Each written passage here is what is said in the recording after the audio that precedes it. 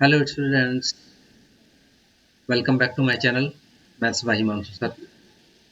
Students, आज मैं आप लोगों के लिए लाया हूं द्विघात समीकरण के कुछ प्रश्नों का हल, जो आपके चैप्टर नंबर 4.2 से हैं, एनसीईआरटी बुक। तो जैसे कि आप यहां पे देख पा रहे हैं, गुणनखंड विधि से निम्न द्विघात समीकरणों के मूल ज्ञात कीजिए। इन प्रश्नों का हल हम कैसे करके करेंगे, इसके लिए मैं आप लोगों को कुछ बेसिक नॉलेज बताऊंगा, फिर मैं इसको हल करके बताऊंगा कैसे करके इसका हल किया जाता है। तो आप लोग ध्यान से देखिए कैसे करके इन प्रश्नों का हल करेंगे। जैसे यहाँ पहला नंबर प्रश्न है, x square minus 3x minus 10 equal to 0। इसको हम लोग हल करेंगे। यहाँ पे बोला है गुणनखंड विधि से हल करना है। तो गुणनखंड विधि से हल करने का नियम क्या है? पहले यहाँ पे जो नंबर आपको दिख रहा है, यहाँ कुछ नहीं है, मतलब एक है। एक के साथ सबसे पहले इसको हम मल्टीप्लाई करेंगे। एक के साथ यदि इसको मल्टीप्लाई करते हैं तो 10 ही हो जाएगा।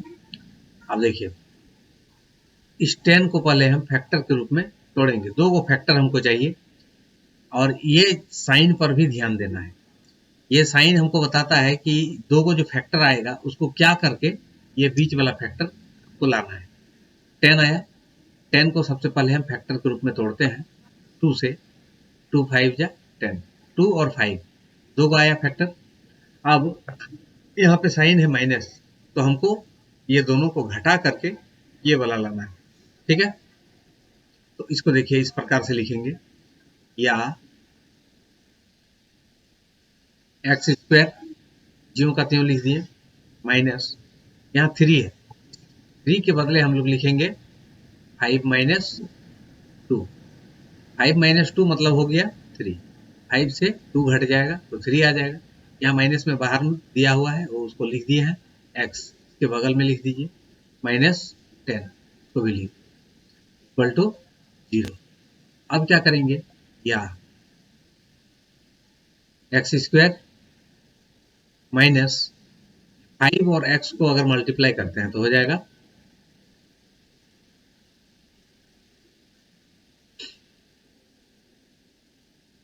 5x माइनस और माइनस इंटू होके प्लस 2 और x का 2x माइनस 10 इक्वल टू 0। अब इसमें से हमको कॉमन लेना है, इसमें से कॉमन लेना है। यहाँ पे देखिए एक्स स्क्वायर है, यहाँ पे 5x है, दोनों में कॉमन क्या आएगा, x। दोनों में से कॉमन x ले लिए, तो यहाँ पे हम लोग का x बच गया है, माइनस यहाँ पे आ गया 5। ठीक है, x तो निकल गया है बाहर, यहाँ पे प्लस है, यहाँ पे प्लस लिख देते हैं 2, और यहाँ पे है 10। 2 और 10 में कॉमन क्या आएगा, 2। 2 कॉमन ले लेते हैं, तो यहाँ पे बच जाएगा हम लोग का x ए प्लस, और यहाँ पे है माइनस। प्लस माइनस अगर इंटू होता है तो माइनस ही रहेगा। अब 2 के साथ यदि हम 10 को डिवाइड करते हैं तो 5 बचता है इक्वल टू 0। इसमें ध्यान देने वाली बात और एक है, यहाँ पे जो आपका आया है सेम यही चीज यहाँ पर भी आना चाहिए, अन्यथा आपका ये प्रोसेस गलत हो रहा है। आप यहीं पर रुक जाइए और पहले ऊपर में फिर से और एक बार जांच कर लीजिए कि कहीं आप गलती किए हैं, उसको सुधार लीजिए। क्योंकि ये और ये जब तक बराबर नहीं होगा तब तक आपका ये गणित गलत होगा, तब पूरा प्रोसेस ही गलत हो जाए। ठीक है, आगे बढ़ते हैं और क्या करेंगे, इसमें और एक बार कॉमन लेंगे। देखिए ये चीज दोनों में है, इसको हम कॉमन ले लेते हैं, तो x माइनस 5 हो जाएगा। अब जो बच गया उसको लिखते हैं एक बार इस तरह, यहाँ पे x है, x लिख दिए, और यहाँ पे प्लस 2 है, प्लस 2 लिख। ठीक है, बराबर 0। अब जैसे कि मैंने इससे पहले वाला वीडियो में जिक्र किया था कि द्विघात समीकरण के हमेशा दो मूल होते हैं, तो इसमें भी दो मूल निकलेंगे। कैसे, यहाँ पे देखिए, इतना बराबर 0 हो सकता है या फिर इतना बराबर 0 हो सकता है। तो इसको हम अलग अलग लिखेंगे ऐसे, या x माइनस 5 बराबर 0, या x प्लस 2 बराबर। तो यहां से अगर हम हल करते हैं तो यहाँ पे x बराबर क्या आ जाएगा, या x बराबर देखिए -5 है, बराबर के उस साइड ले जाएंगे तो +5 हो जाएगा, ठीक है। या इसमें x बराबर यदि लिखते हैं, यहाँ पे +2 है, +2 को बराबर को उधर करेंगे तो हो जाएगा -2, ठीक है। यानी कि x का हल हम लोग का क्या क्या आया, x बराबर आया एगो 5 और एगो आया -2, ये दोनों ही इसका आंसर होगा। इस प्रकार से हम इस तरह के गणित को गुणनखंड विधि से हल कर सकते हैं। इस तरह के प्रश्नों को हम गुणनखंड विधि से इस प्रकार से हल करेंगे, ठीक है।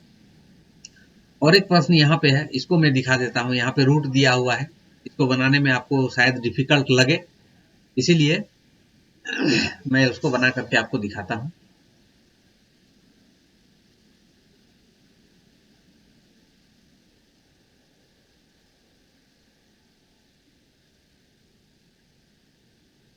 ये जो है इसमें लिखते हैं या, जैसे कि मैंने पहले बताया, यहाँ पे √2 और 5√2 ये दोनों को अगर हम मल्टीप्लाई करते हैं तो इसका आंसर क्या आ जाएगा, 5 इंटू √2 और √2 को गुना करने से 2 हो जाता है, 5 इंटू 2 यानी कि 10। तो अगर 10 को हम दो को फैक्टर के रूप में तोड़ेंगे तो 5 और 2 ही आएगा।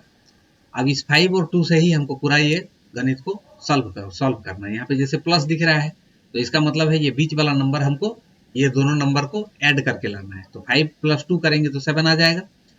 अब हम लोग यहाँ पे लिख सकते हैं इसको √2x² प्लस 7 के बदले लिखते हैं 2 + 5 x प्लस यहाँ पे है 5√2 = 0, या इसको ज्यों का त्यों लिख दीजिए, √2x² प्लस 2 के साथ में x का मल्टीप्लाई कीजिए 2x हो जाएगा, प्लस 5 के साथ में x का कीजिए तो 5x हो जाएगा, प्लस 5√2 = है 0, या इसमें देखिए √2 दिख रहा है, यहाँ पे 2 दिख रहा है, तो दोनों में कॉमन क्या आएगा, √2 कॉमन ले लिए तो यहाँ पे बच गया हम लोग का क्या, x, सॉरी यहाँ पे x भी होगा।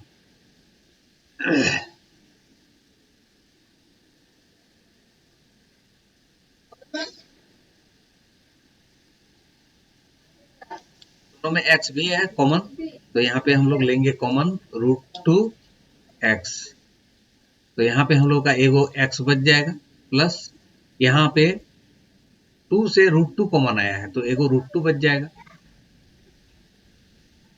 प्लस ये दोनों में कॉमन क्या आएगा, 5 कॉमन ले लेते हैं तो यहाँ पे बचेगा x प्लस √2। जैसे कि पहले वाला प्रश्न में मैंने बताया कि ये और ये दोनों सेम आना चाहिए, दोनों सेम है। इसको फिर मैं और एक बार कॉमन ले लेता हूँ तो यहाँ पे हो जाएगा x प्लस √2 और इधर हम लोगों का क्या बचा है, √2x प्लस 5 = 0।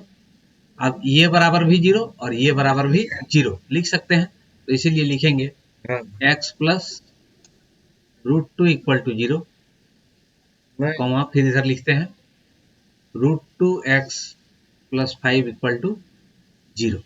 तो इसमें से x = क्या आ जाएगा, √2 को अगर हम बराबर को उधर करते हैं तो -√2 आ जाएगा, और इसमें से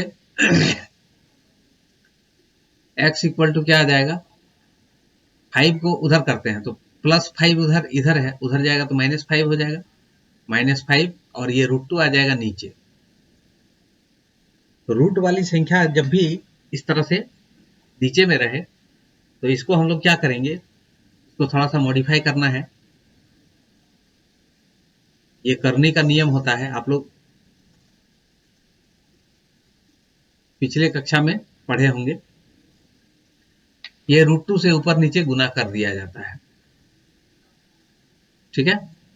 तो यहाँ पे आ जाएगा -5 √2, √2 और √2 गुना होकर के हो जाएगा 2, तो ये एगो आंसर आ गया। और यहाँ पे एगो ये आंसर आएगा। ठीक है, इस प्रकार से इन प्रश्नों का हल हम कर सकते हैं। ये बचा हुआ है two x square plus x minus 6 equal to 0। इसको आप लोग किस प्रकार से हल कीजिएगा, इसको आप लोग कमेंट बॉक्स में इसका हल बना करके आप लोग इसका स्क्रीनशॉट लेकर के कमेंट बॉक्स में भेज सकते हैं कि इसको किस प्रकार से बनाया जा सकता है। यदि आप लोग को असुविधा हो तो मुझसे पूछ सकते हैं कमेंट करके, मैं आप लोगों को बताऊंगा इसका हल किस प्रकार से आप इसको हल कीजिएगा। तो आप लोग अपने से एक बार प्रयत्न करने का कोशिश कीजिए कि इसको किस प्रकार से बनाना है। ठीक है,